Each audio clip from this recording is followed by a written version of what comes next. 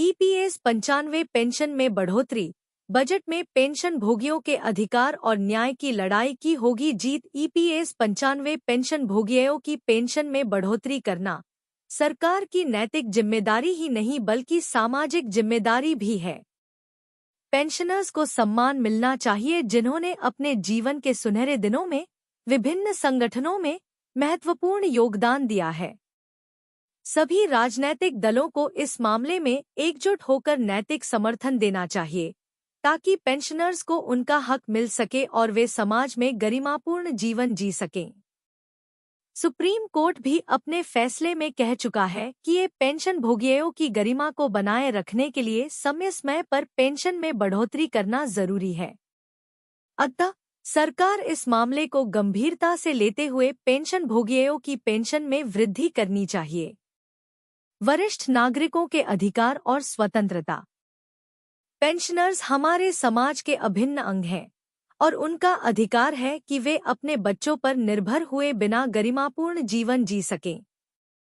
लाखों पेंशनर्स विभिन्न राज्यों में रहते हैं और वे अपने उम्र, खराब स्वास्थ्य और अन्य कमजोरियों के कारण सरकार से न्यायपूर्ण व्यवहार की अपेक्षा करते हैं। कोर्ट के ऐतिहासिक आदेश के बावजूद सरकार उनकी मदद के लिए कोई ठोस कदम नहीं उठा रही है। यह आवश्यक है कि इस बार के वार्षिक बजट में पेंशन भोगियों के लिए विशेष प्रावधान किया जाए ताकि इन पेंशनर्स को राहत मिल सके। खुशहाल पेंशनर्स देश की संपत्ति। खुशहाल और स्वस्थ पेंशनर्स देश की संपत्ति होते हैं। सेवा में रहते हुए वे अपना योगदान सरकार को तो देते ही है, रिटायर होने के बाद बाकी का जीवन समाज के लिए देते हैं। अन्य देशों की लोकतांत्रिक सरकारें पेंशनर्स के लिए कई कल्याणकारी उपाय करती हैं, लेकिन भारत की सरकार को पेंशनभोगियों की कोई चिंता नहीं है। हमारे देश की सरकार को भी इस दिशा में कदम उठाने चाहिए। इस बार के बजट में पेंशन भोगियों के ऊपर विचार करते हुए उनकी मांग को पूरा करना चाहिए। दुनिया के सबसे बड़े लोकतंत्र देश में पेंशनर्स की दुर्दशा। हमारा देश जो दुनिया का सबसे बड़ा लोकतंत्र है, उसे पेंशनर्स की कष्टपूर्ण और संघर्षपूर्ण स्थिति की ओर ध्यान देना चाहिए। वर्तमान में सरकारी सेवानिवृत्त पेंशनर्स कई विशेषाधिकारों और लाभों का आनंद लेते हैं, जिसमें अच्छी मासिक पेंशन भी शामिल है। यह सही समय है कि गरीब ईपीएस 95 पेंशनर्स की समस्याओं का समाधान किया जाए और उन्हें भी गरिमापूर्ण जीवन जीने का अवसर प्रदान किया जाए। पेंशनर्स के कल्याण के लिए आवश्यक कदम। बजट में विशेष प्रावधान। सरकार को इस बार के बजट में पेंशनर्स के लिए विशेष प्रावधान और फंड का आवंटन करना चाहिए। न्यायपूर्ण पेंशन। पेंशन की राशि को उनके जीवन की लागत के अनुसार बढ़ाया जाना चाहिए ताकि वे बिना किसी आर्थिक संकट के जीवन जी सकें। स्वास्थ्य सुविधाएं। पेंशनर्स के लिए स्वास्थ्य सुविधाओं को सुलभ और मुफ्त करना चाहिए, जिससे वे स्वस्थ और खुशहाल जीवन जी सकें। सामाजिक सुरक्षा। पेंशनर्स को सामाजिक सुरक्षा योजनाओं में शामिल करना चाहिए ताकि वे समाज में सुरक्षित और सम्मानजनक जीवन जी सकें। सरकार को ईपीएस 95 पेंशन भोगियों की पेंशन में संशोधन करने के ऊपर पुनर्विचार करना चाहिए। इसके लिए सरकार को ठोस कदम उठाने चाहिए ताकि हमारे वरिष्ठ नागरिक सम्मान और गरिमा के साथ जीवन जी सकें। 9,000 पेंशन प्लस महंगाई भत्ता। पेंशन भोगी अपनी गरिमा, हक को पाने के लिए 6, 7 और 8 अगस्त 2024 को दिल्ली में संसद के सामने धरना प्रदर्शन करने वाले हैं। सभी पेंशन भोगियों ने तय किया है कि ये जब तक हमें 9,000 पेंशन प्लस दा नहीं मिल जाता तब तक हम सरकार की नींद हराम करेंगे। मोदी सरकार को माननी होगी ईपीएस 95 पेंशन की मांग। 31 जुलाई को दिल्ली के जंतर मंतर पर देश भर से जुटेंगे पेंशनर्स। ईपीएस 95 पेंशन धारकों ने भारतीय असंगठित क्षेत्रों में न्यूनतम पेंशन बढ़ाने की मांग की है। उन्होंने लंबे समय से आंदोलन किया और सरकार से केवल आश्वासन ही प्राप्त किया है। भारत में EPS 95 employees pension scheme 1995 pension धारकों के लिए न्यूनतम पेंशन की मांग ने एक राष्ट्रीय आंदोलन का रूप ले लिया है। महाराष्ट्र में इस आंदोलन को नेतृत्व दे रहे हैं कमांडर अशोक राउत। इन्होंने सरकार को चेतावनी दी है कि पेंशनरों की मांगें पूरी की जानी चाहिए। बता दें, देश के 184 असंगठित क्षेत्रों में पेंशन धारकों को नाममात्र की पेंशन मिल रही है, जो कि 1000 से 3500 रुपए प्रति माह है। यह राशि उनके द्वारा जमा की गई राशि और उनकी सेवा के वर्षों के अनुपात में बेहद कम है। आंदोलन की प्रमुख मांगे: राष्ट्रीय संघर्ष समिति पिछले 8 वर्षों से कम 7,500 रुपए प्रति माह की न्यूनतम पेंशन, मेडिकल भत्ते सहित अन्य सुविधाओं की मांग कर रही है। यह मांग विभिन्न राजनीतिक और सामाजिक मंचों पर उठाई गई है, जिसमें लोकसभा में भी इसे उठाया गया है। आंदोलन की गतिविधियां: आंदोलनकारियों ने विभिन्न प्रकार की गतिविधियां आयोजित की हैं, जैसे कि क्रमिक उपवास, जिसे बुल्ढाणा में पिछले 8 वर्षों से जारी रखा गया है। इस उपवास का उद्देश्य सरकार का ध्यान आकर्षित करना और पेंशन वृद्धि की मांगों को मान्यता दिलाना है। हालांकि इन मांगों को लेकर कई बार चर्चा हुई है, जिसमें प्रधानमंत्री तक से मुलाकात की गई है। पेंशन भोगियों को अभी तक केवल आश्वासन ही मिले हैं और कोई ठोस कार्रवाई नहीं हुई है। दिल्ली के जंतर मंतर पर 31 जुलाई को ईपीएस 95 पेंशन धारकों का बड़ा आंदोलन। 31 जुलाई को दिल्ली के जंतर मंतर पर ईपीएस 95 पेंशन धारक न्यूनतम पेंशन को 7,500 रुपए करने और मुफ्त चिकित्सा सुविधा जैसी मांगों के समर्थन में प्रदर्शन करेंगे। इस आंदोलन में 50,000 पेंशन धारकों के शामिल होने की उम्मीद है। दिल्ली के जंतर मंतर पर 31 जुलाई को एनएससी, राष्ट्रीय संघर्ष समिति, के बैनर तले एक बड़ा आंदोलन आयोजित किया जा रहा है, जिसमें EPS 95, employees pension scheme 1995 pension धारक अपनी मांगों के समर्थन में एकत्रित होंगे।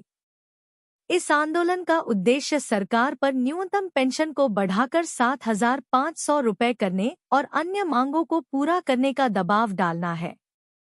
आंदोलन में उठाई जाएंगी ये प्रमुख मांगे: न्यूनतम पेंशन में वृद्धि। वर्तमान में ईपीएस 95 के तहत न्यूनतम पेंशन 1,000 रुपए प्रति माह है, जिसे बढ़ाकर 7,500 रुपए प्रति माह करने की मांग की जा रही है। मुफ्त मेडिकल सुविधा।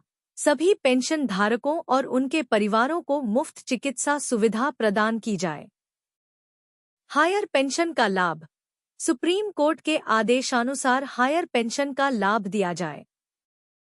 पेंशन में शामिल नहीं होने वाले पेंशन धारकों के लिए उन्हें कम से कम 5,000 रुपए प्रति माह पेंशन दी जाए।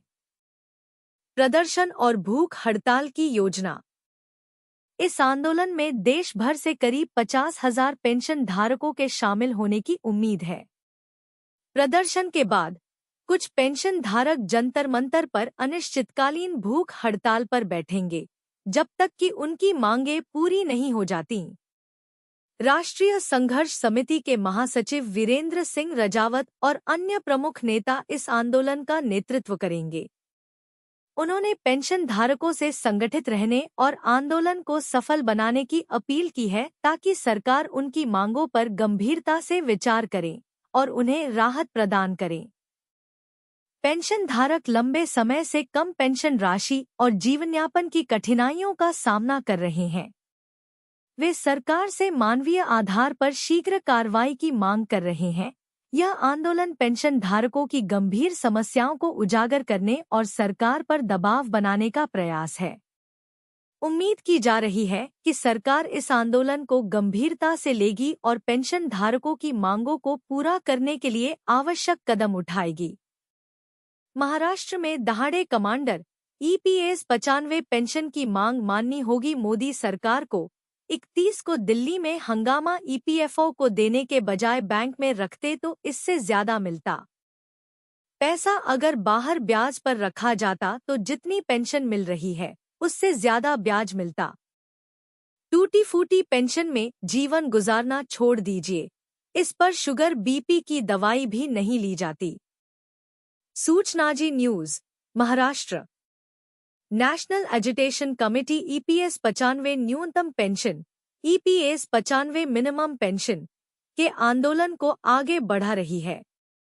महाराष्ट्र में राष्ट्रीय अध्यक्ष कमांडर अशोक राउत जमकर दहाड़े। उन्होंने कहा मोदी सरकार को पेंशनर्स की मांग माननी ही होगी। शहर पवार के क्षेत्र किसानवीर हॉल सतारा में ईपीएस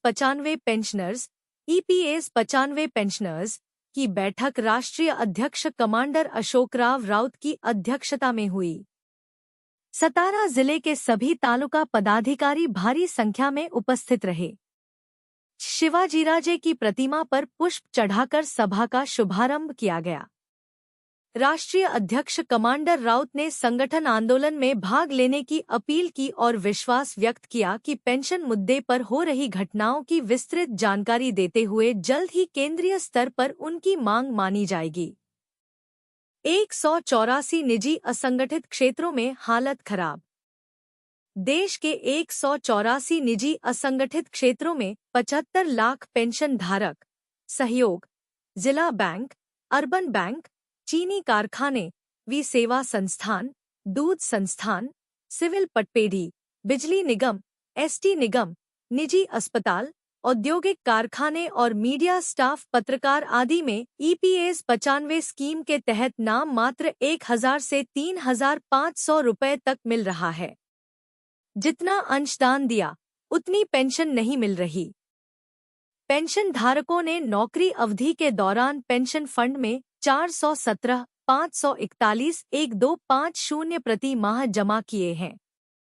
प्रत्येक कार्यकर्ता ने कम से कम 30 से 35 वर्ष सेवा की है और उनकी सेवा अवधि में कम से कम 20 लाख रुपए एकत्र किए गए हैं।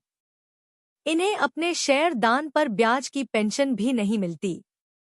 ईपीएफओ को देने के बजाय बैंक में रखते तो इससे ज्यादा मिलता।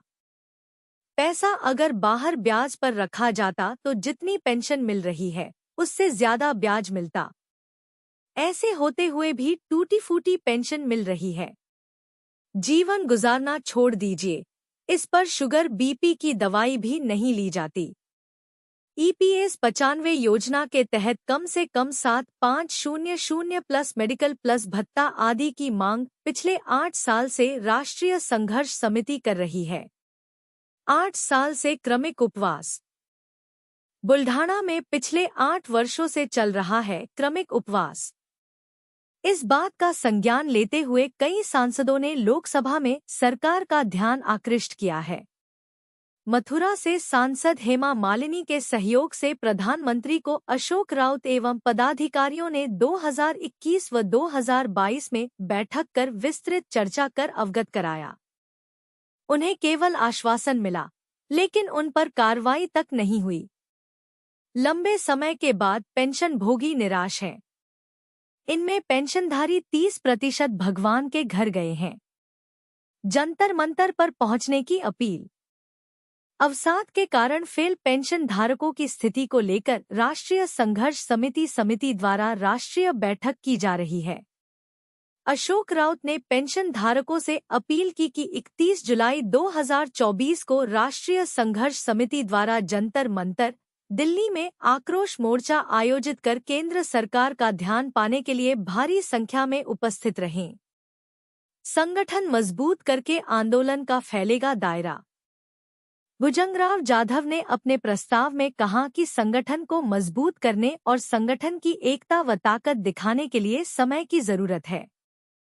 साथ ही सतारा जिले में हर तालुकावार सभा में संगठन को मजबूत किया जाएगा और संगठन से अनुरोध किया जाएगा कि आगामी सत्र में पेंशन के मुद्दे को इस संगठन की ताकत से हल किया जाए।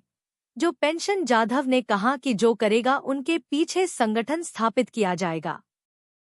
पेंशन भोगियों के कार्यक्रम में सतारा जिला बैंक के सीईओ राजेंद्र सरकले, दिलीप धारू, प्रहलाद सपकाल, सरिता नरखेड़े, सुभाषराव पोककर, सुजीत शेख, राजेंद्र बाराटक्के, रविंद्र साउंखे, महिला मोर्चा राष्ट्रीय अध्यक्ष शोभाताई आरास, जिला महिला अध्यक्ष सुमनताई साउंखे, हनमंतराव कणसे, हनमंतराव साबे, इब्राहिम मुजावर, शामराव खटावकर, प्रदीप पवार, शहाजी माने, एकनाथ चव्हाण, बाला साहेब अहिरे, प्रकाश पाटिल, विठ्ठलराव जाधव आदि उपस्थित रहे। जिला बैंक सेंट, एमएससीबी, शक्कर कारखाना, दूध संस्थान, विकास सोसा भूविकास बैंक नगरी बैंक सभा से सदस्य शामिल हुए।